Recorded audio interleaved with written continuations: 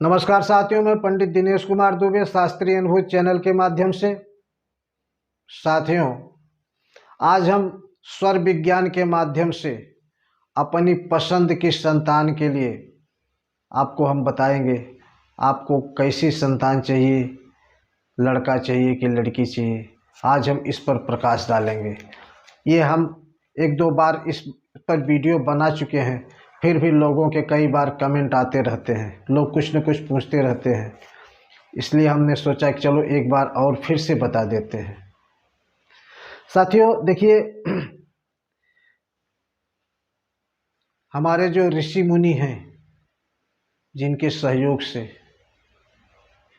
ईश्वर विज्ञान आज एक बहुत ऊंची मुकाम पर पहुंचा है, इनके रहस्यमयी खोज के द्वारा तमाम प्रकार के लाभ हमको मिल रहे हैं स्वर विज्ञान के माध्यम से। आज उसी की सफलता है। स्वर विज्ञान की उपयोगिता जो है वो किसी से छिपी नहीं है। स्वर विज्ञान सांसों का विज्ञान, जैसा कि आप सब जानते हैं।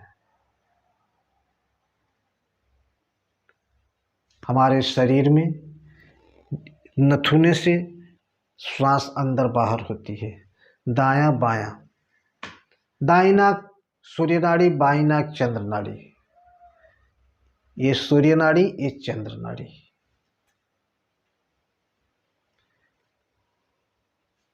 बीच में सुषुम्ना।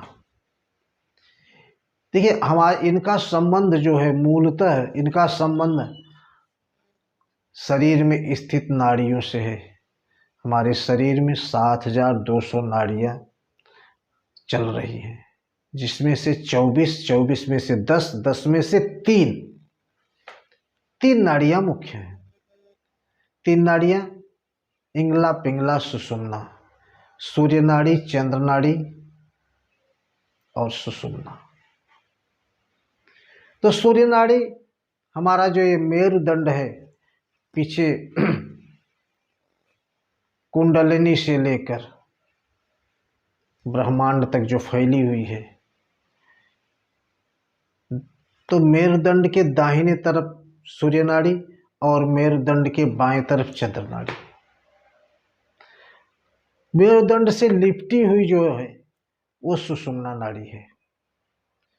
जब हमारे दोनों नासिकाएं समान रूप से चलने लगे, न किसी में कम न ज़्यादा, तो आप समझ लेना कि इस समय सुषुम्ना नाड़ी चल रही है।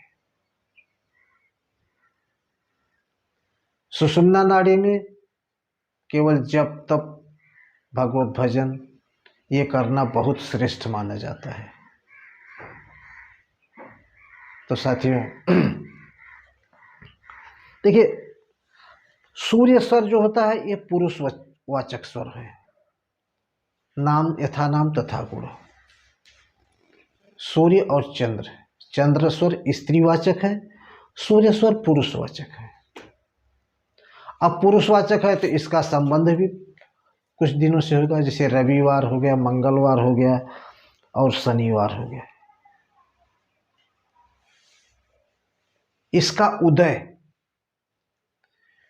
सूर्य स्वर का उदय जो है कृष्ण पक्ष की प्रथमा, द्वितीया, तृतीया, सप्तमी, अष्टमी, नवमी, त्रयोदशी, चतुर्दशी तिथियों से होता है। और शुक्ल पक्ष में चतुर्थी, पंचमी, षष्ठी, दशमी, एकादशी, द्वादशी इन तिथियों पर होता है। मेष मिथुन, सिंह, तुला, धनु, कुंभ इन राशियों से इसका गहरा संबंध है।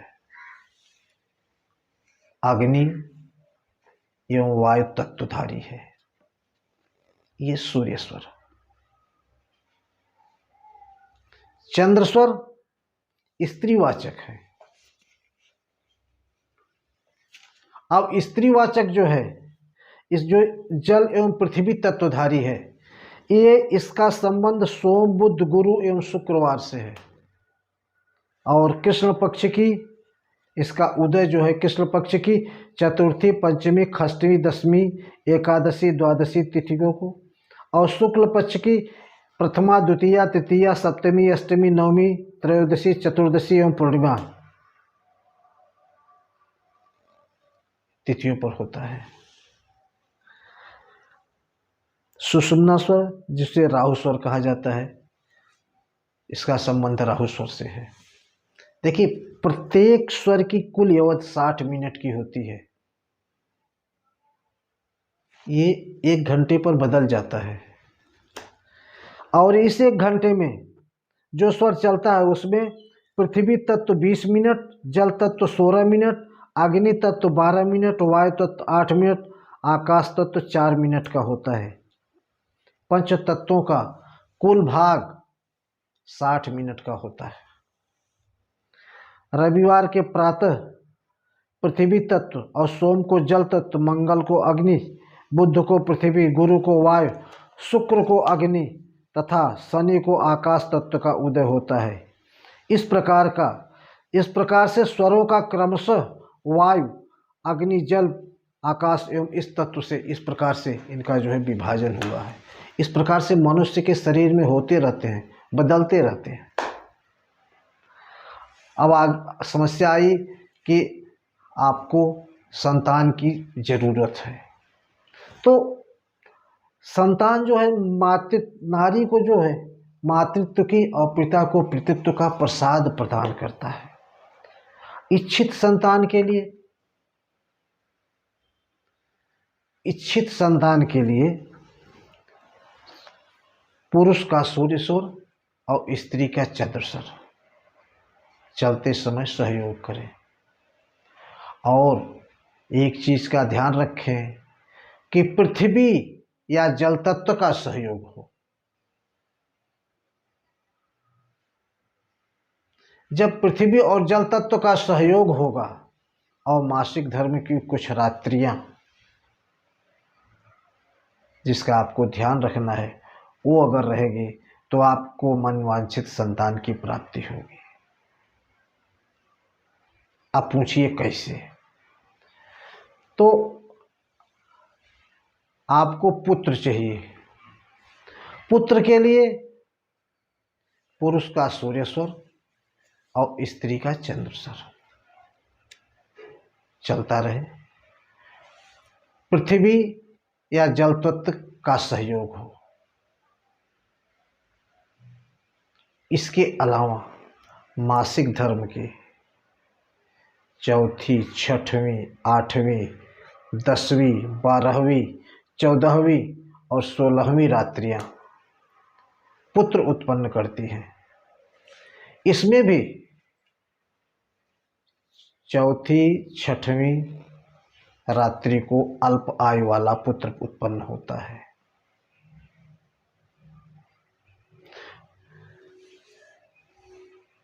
बारहवीं गुणवान, 14वीं को चतुर और 16वीं रात्रि को सर्वगुण संपन्न पुत्र उत्पन्न होता है। तो उत्तरोत्तर दिन श्रेष्ठ माने जाते हैं। कहने का मतलब 10, 12, 14, 16 ये रात्रियां पुत्र के लिए बढ़िया मानी जाती हैं। पुत्र प्रभावशाली होता है,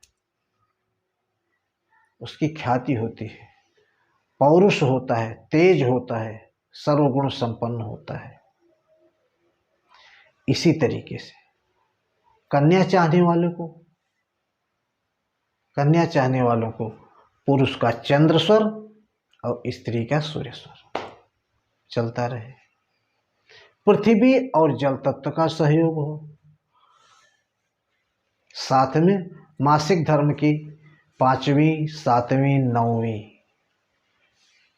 11वीं, 13वीं, 15वीं रात्रियां कन्या उत्पन्न के लिए मानी जाती है।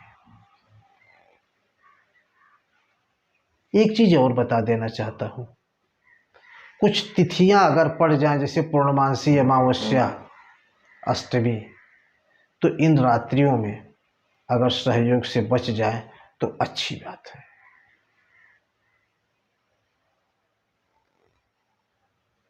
देखिए, इसीलिए पुराने जमाने में पंडित लोग राजाओं को एक मुहूर्त बताते थे